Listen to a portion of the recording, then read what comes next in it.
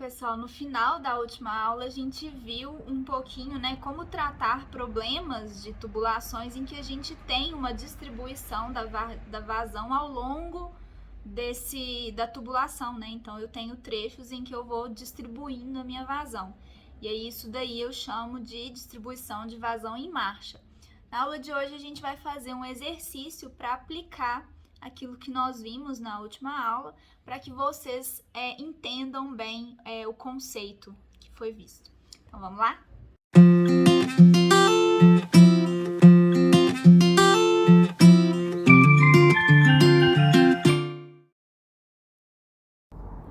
Então, nós vamos aplicar um exercício de distribuição de vazão em marcha.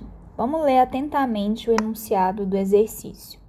Considere aqui, né, um escoamento de água em uma tubulação de 6 polegadas, ou seja, 152,4 milímetros, que está desenhada no slide seguinte, contida em um plano vertical. No trecho AB, a vazão é de 20 litros por segundo. No trecho BC, vai haver uma distribuição em marcha, de modo que as pressões nos pontos A e no ponto D são iguais a 166,6 kPa e 130,3 kPa, respectivamente. Considerar um fator de atrito médio em toda a tubulação de 0,036 e desprezar as perdas de carga localizadas. E aí o exercício me pede para calcular a vazão unitária distribuída no trecho que eu tenho distribuição em marcha e a perda de carga na distribuição em marcha. Então, tá aqui a nossa figura, né, o esquema. Eu vou mostrar aqui o que está acontecendo, né? A gente tem uma vazão aqui no trecho de A até B, né? Essa vazão vale 20 litros por segundo, e a gente vai chamar essa vazão de montante, né? Porque ela chega a montante do trecho que está tendo distribuição. No trecho BC, há uma distribuição em marcha, né? Então, vai saindo vazão aqui de forma uniforme, né? Mas essa vazão vai ser distribuída, né? Então, eu tenho uma distribuição de vazão em marcha que vale Q, né? Que eu não sei, que eu quero conhecer quanto vale essa vazão unitária que eu distribuo no meu trecho BC. No trecho CD, que é esse trecho aqui restante, vai sair uma vazão que a gente vai chamar de vazão de jusante, pois ela está após o trecho que eu estou considerando de distribuição de marcha. Então, chega uma vazão QM, eu distribuo uma vazão Q num comprimento L, né? Essa vazão Q num comprimento L, ela me dá a vazão distribuída, Q vezes L, né? Então, a vazão de montante menos a vazão distribuída é o que sai para mim lá em jusante, né? O que resta e vai vir para o trecho CD. Bom, a velocidade nesse trecho VA eu consigo calcular, porque eu tenho o diâmetro dessa tubulação, né? E eu tenho a vazão. Então, conhecendo o diâmetro e conhecendo a vazão, eu consigo calcular VA. VA, velocidade aqui no trecho AB, é igual a 4 vezes a vazão, que é 20 litros, né? Então, passando para metro cúbico por segundo, 0,02, ao quadrado, 4Q dividido por π vezes D ao quadrado. O diâmetro é 152,42 milímetros, né? Então, 4Q sobre πd, aqui não é ao quadrado, não.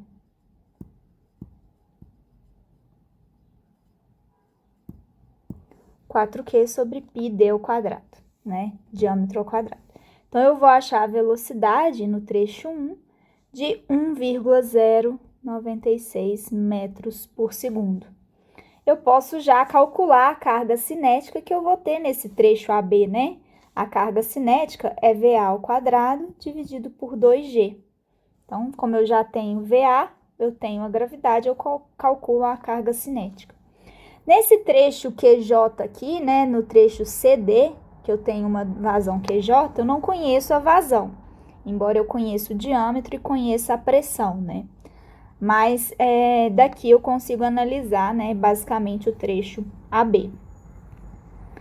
Então, essas considerações aí que eu fiz, né, sendo que a carga cinética em A é VA ao quadrado dividido por 2G, quando a gente faz esse cálculo, né, VA ao quadrado dividido por 2 vezes G, a gente acha 0,061 metros.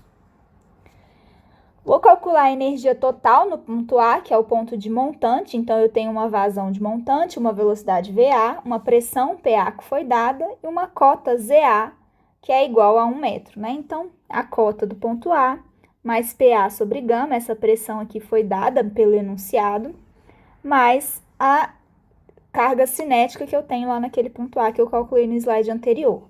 Então, eu tenho uma energia de 18,05 metros lá no ponto A.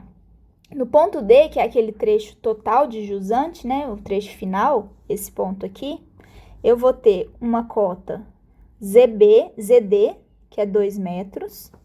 Eu vou ter uma pressão que ele me deu lá, a pressão no ponto D é igual a 130,3 kPa, né? Então, eu tenho PD sobre gama, que é 130,3 kPa dividido por 9.807 Newton por metro cúbico, né?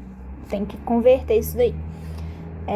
ZD é igual a 2 e a carga cinética nesse ponto ela vai ficar dependente da vazão de jusante QJ, né? Vai ser 4 vezes o QJ dividido por π vezes o diâmetro no trecho CD ao quadrado. Esse diâmetro aí é o mesmo, né, do trecho AB, que é 0,152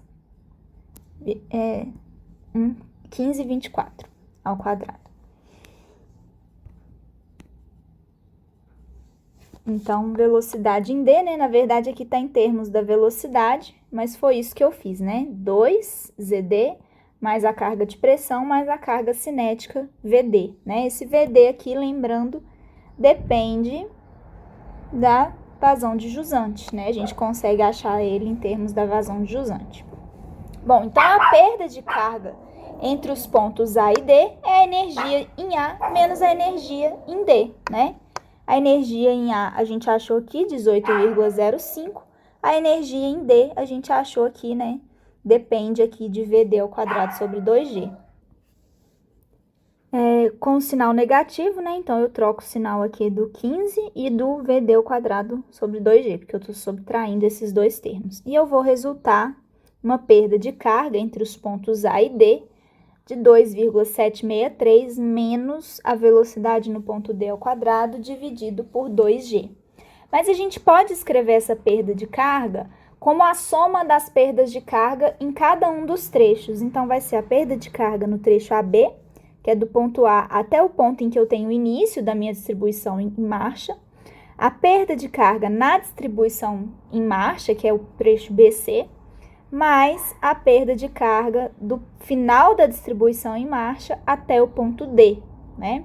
Então, essa perda de carga do trecho AB é dada pela perda de carga unitária vezes o comprimento do trecho AB, mais a perda de carga na distribuição em marcha, mais a perda de carga unitária no trecho, na tubulação, multiplicada aqui pelo comprimento, né, pelo L da tubulação do ponto C até o ponto D. Então, a gente sabe que no trecho onde há uma distribuição em marcha, a gente calcula a perda de carga e todos os outros parâmetros considerando uma distribuição de vazão, uma vazão fictícia, né? E essa vazão fictícia é dada pela soma da vazão de montante com a de jusante dividido por 2, né? Então, a gente vai utilizar essa estratégia aqui, né? Considerar que no trecho onde eu tenho uma distribuição em marcha, a vazão, que eu vou calcular a perda de carga, é uma vazão fictícia, dada pela média entre a vazão de montante e a vazão de jusante. Então, a perda de carga no trecho que eu tenho distribuição em marcha, né, que é o trecho BC, vai ser dada por 8F dividido por π ao quadrado vezes G, fórmula universal, né? Vezes o comprimento do trecho, vezes a vazão fictícia ao quadrado, dividido pelo diâmetro à quinta, né? Isso aqui é aquela fórmula universal, só substituindo o V pela vazão, né? Aí fica dessa forma. Fica com esse termo 8 aqui, fica com o L aqui, o D à quinta.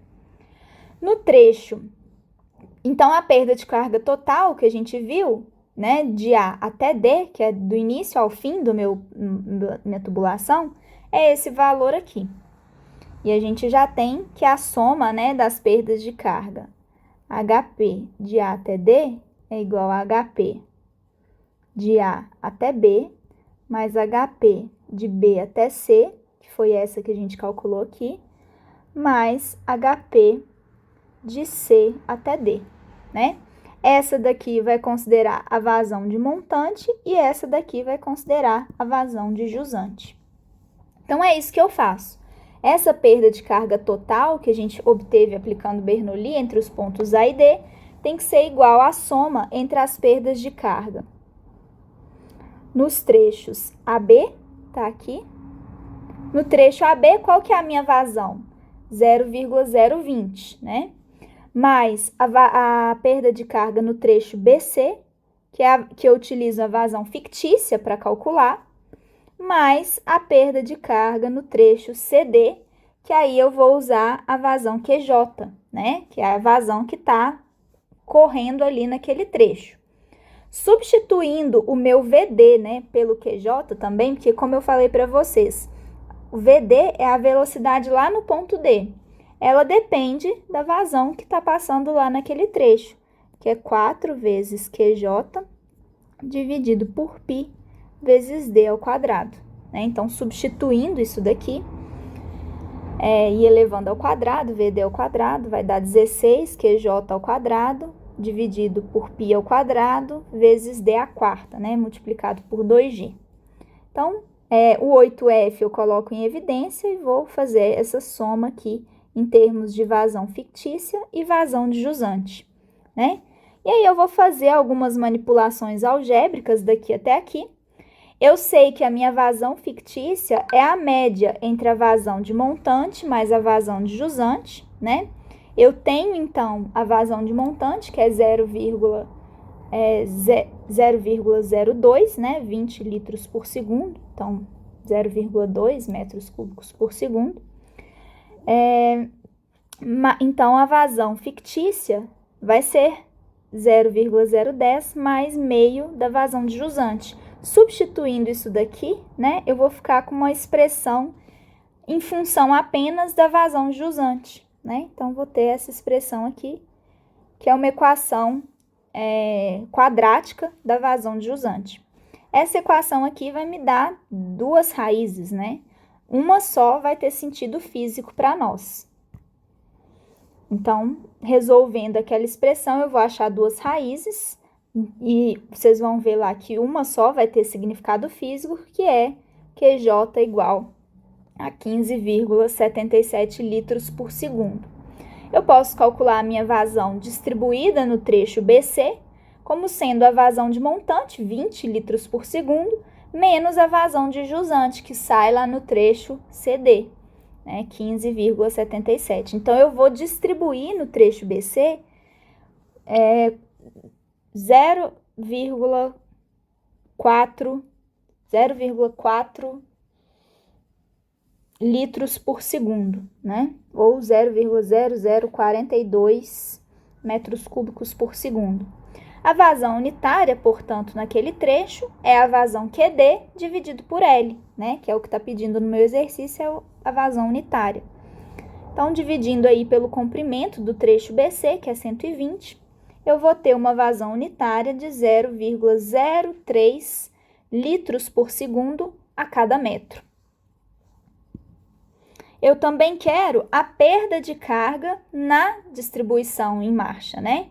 Bom, a vazão de jusante eu consigo encontrar, né?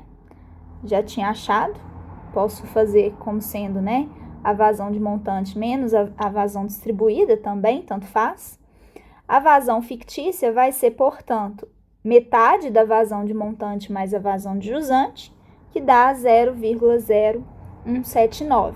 Substituindo essa vazão fictícia na equação da perda de carga para o trecho BC, né, sabendo que o comprimento do trecho é 120, a gente acha que a perda de carga na distribuição em marcha é 1,39 metros. E está resolvido o nosso problema, né? Considerando aí, aplicando uma solução que a gente tem um escoamento não uniforme, né? Que vai diminuindo a vazão ao longo do escoamento. E a gente chama esse tipo de escoamento com distribuição de vazão em marcha. Qualquer dúvida, vocês podem me procurar. Muito obrigada e até a próxima aula.